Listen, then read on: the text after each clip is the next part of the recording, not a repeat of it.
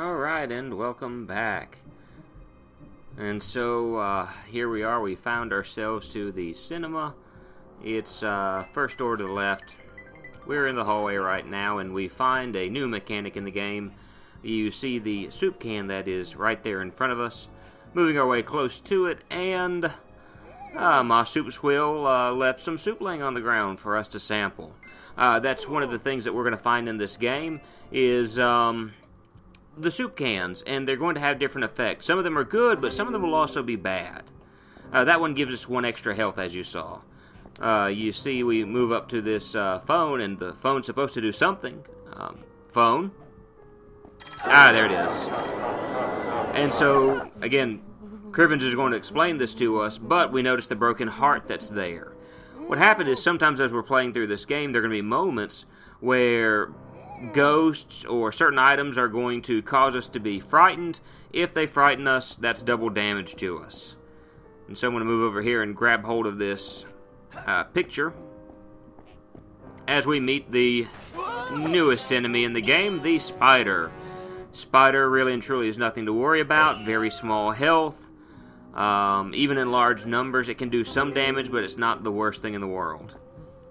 And so you obviously can hear the music that's playing, but first we'll take out these little spiders.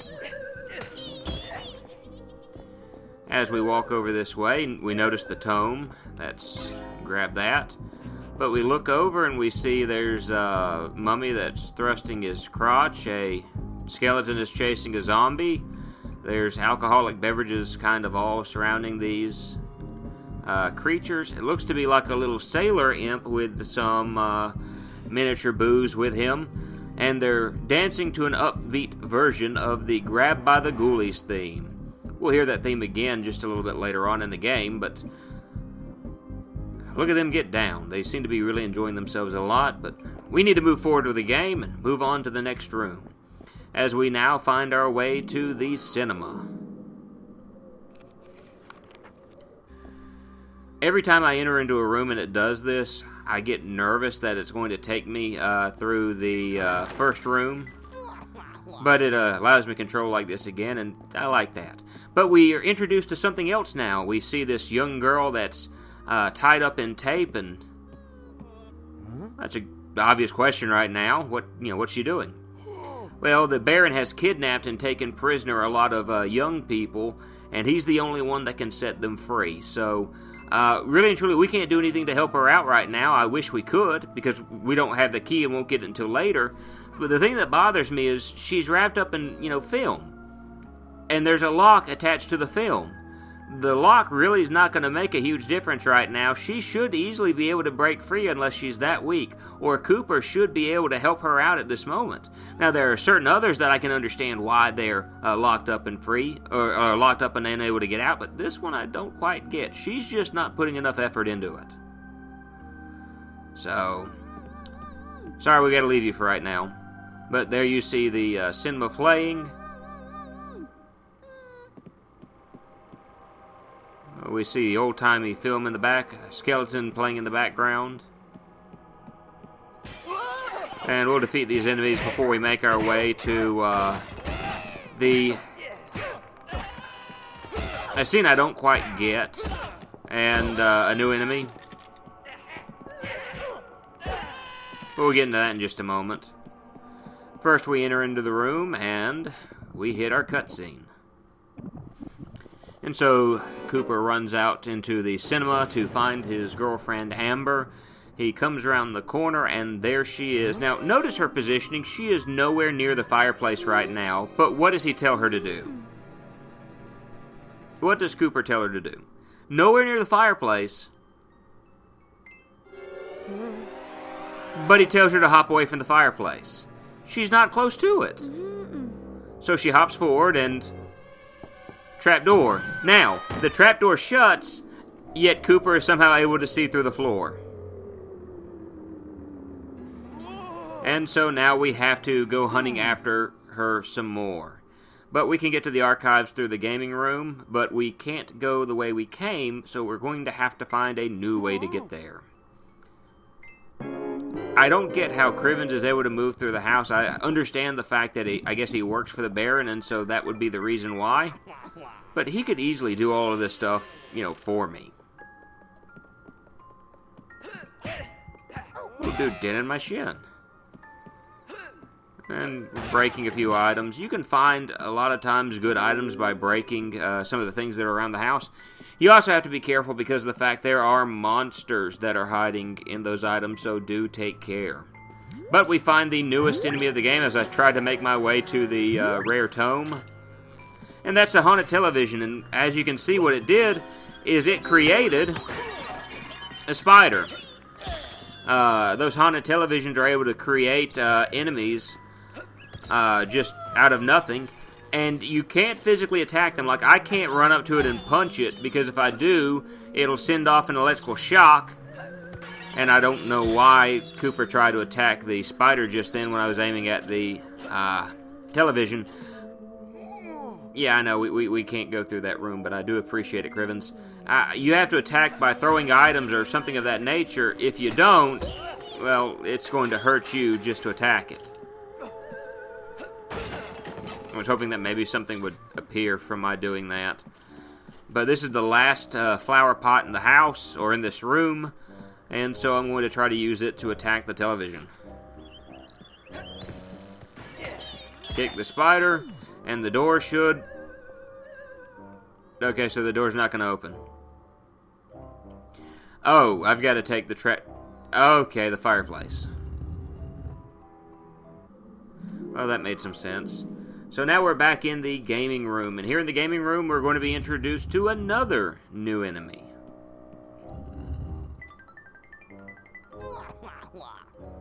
Look around for a moment. Do we see the tome? I don't see the tome yet.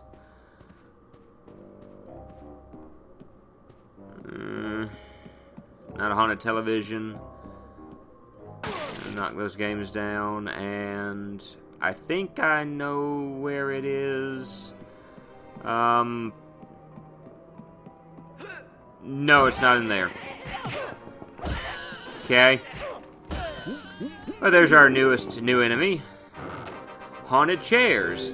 Now, the gimmick behind the haunted chairs is that they are going to slide across the floor and try to tackle you that way. And we've hit a new challenge now, as you see.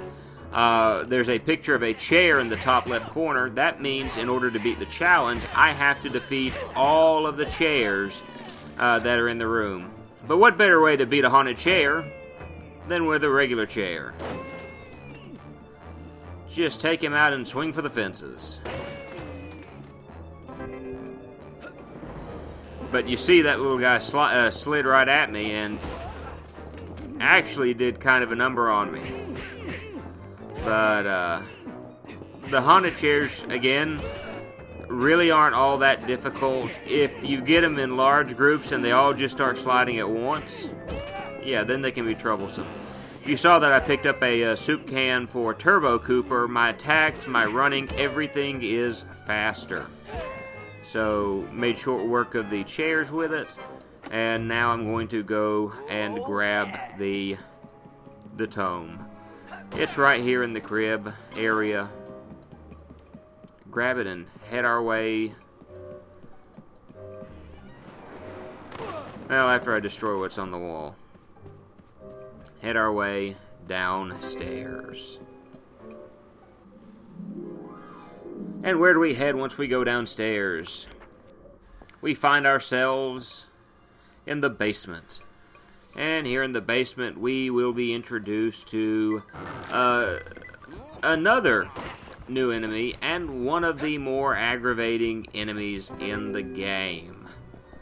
He will make you cry for your father. But the basement is really nothing to worry about right now. You've got spiders just all over the place. These little guys all on the floor. And this, that, and the other. Nothing really to worry about there.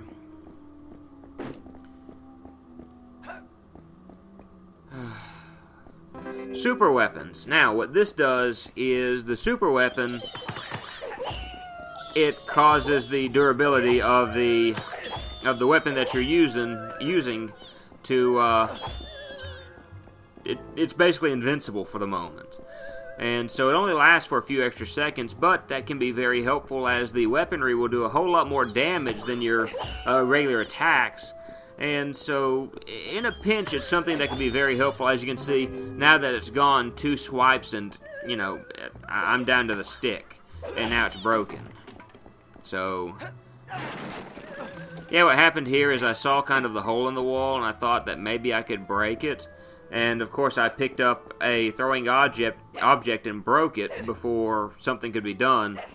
But I end up wandering around for a few moments, hoping that I can figure out how I can get in there.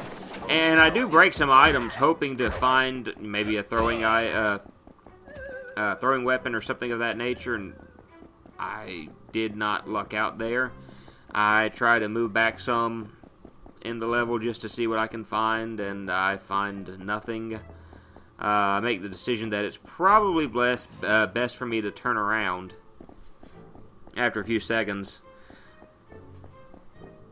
Didn't even think to open up the chest. Probably nothing of importance in it anyway. But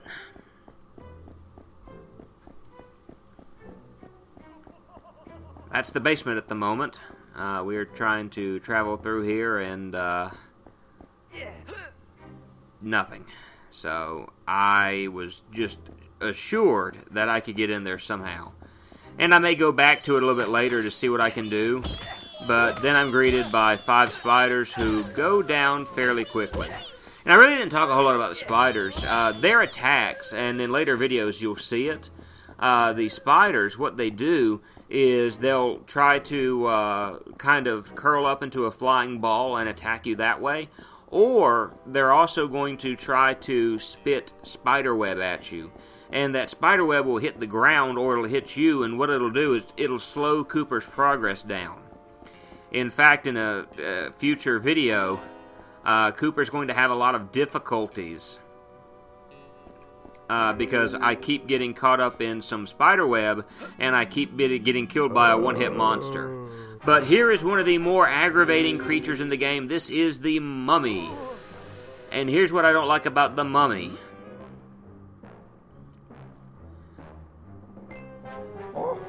As he thrusts his crotch at me.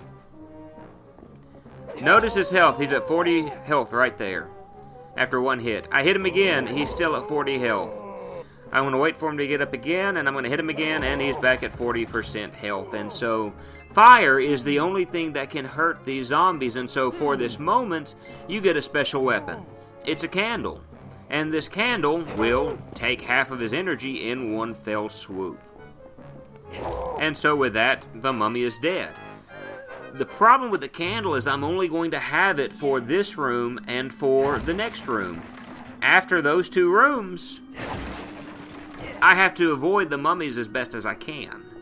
And sometimes that's difficult. Or in some rooms, there's going to be fire available, but I have to be careful about what I do, or else I'm going to quickly die. But we move into the next room, the Relic Store, and there's a sarcophagus, and there are some scarabs crawling out of the sarcophagus. You can hear someone mumbling as he is tied up and probably somewhere he shouldn't be.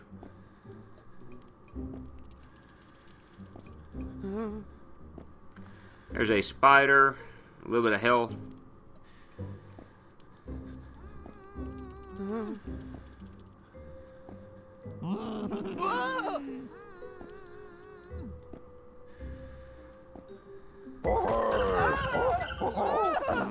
I'm scared by a mummy right now, but since I'm scared by that mummy, I get the chance to kill him. And I get the opportunity to teach him a lesson about scaring someone like that.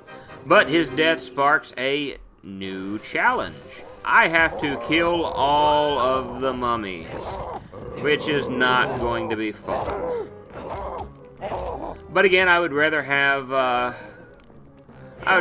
candle in my hand than not, so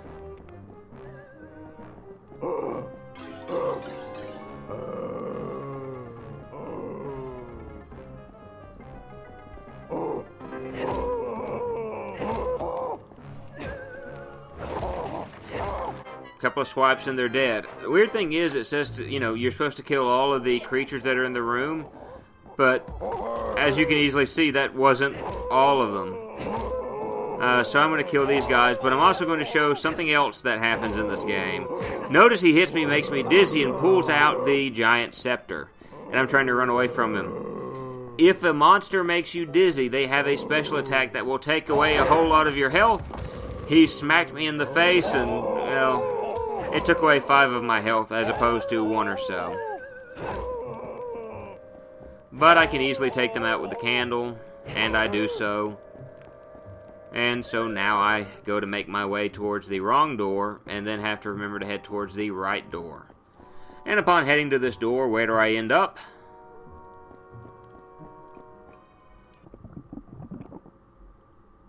I end up in a cutscene. And I'm with Crivens, and Crivens bows like a polite gentleman that he is. Very glad that I've made it safely as well, Crivens. I appreciate that very much. And so, because I got rid of the mummies that were down there, he takes the candle away. Now, understandably, I can understand to an extent the fact that it's a temporary weapon, but to throw more mummies in my way and then make me have to just avoid them altogether, slightly aggravating. But here, Crivens frees our girlfriend, and she's slightly grateful for what's been done. She's kind of a jerk, just like Cooper, so that works out well for them. And he wants to watch football. She's not quite into the game. But we free her, and then someone else comes up. A robotic fiend. A mad scientist, to whom we will talk about a little bit more in a future episode. But he doesn't like happy endings. And so he attacks Amber with some sort of ray, and Amber goes from her pink-haired teenage self to Gruntilda.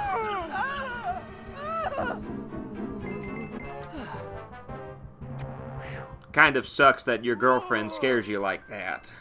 But Dr. Crackpot has, the mad scientist of the game has transformed her into kind of a ghoul-like creature, as Crivens has told us. And so we get to play a game of Rule of 3. We have to find 3 different items, which will be told to us soon. And by finding those 3 items, we are able to heal her from this change. And 2 skeletons have come in. They're throwing the bottles of Chardonnay, and one of them is ignoring us completely to attack Amber. So that kind of helps us out. But the skeletons, make quick work of them, and it's the weird kissy sound along with the facial movements that makes this really weird. But she kind of chases after us. Grab the tome and enter into the next room.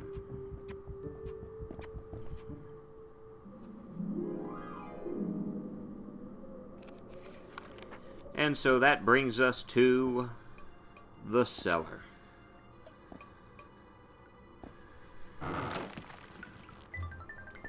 Not a whole lot to say about this room. The cellar will have kind of a more difficult challenge later on in the game. But right now all we're doing is we're making our way to the kitchen so we can start with Chapter 2. But we get attacked by 2 spiders, and you see that one spider trying to curl up into a ball in order to attack me. But now we get introduced to another enemy in this game. And you think you're going to make progress, but then you have to fight the haunted door. The haunted door is kind of simple, or at least this one is. You see, I'm just kind of attacking it with the bottles of wine, keeping my distance from it, because it's a little bit more difficult at times to hit it with some of the melee attacks. So keeping your distance can kind of be helpful. But you notice the fact that just hit him with all of those different throwing weapons, and he was quite easy to defeat. And if just in case you missed it, Cooper threw out a pun there at the end. He showed this monster the door. So you can laugh at that a little bit later. But we grabbed another rare tome, and we are now heading to the kitchen. So what we've done is we rescued our girlfriend, got her transformed, and we've moved from Chapter 1 to Chapter 2. And so what we're going to do is next time we're going to start Chapter 2, and we get to play a game of Rule of 3. And so, as always, I hope you all have a great day, and I hope you'll join me next time as we play Grabbed by the Ghoulies.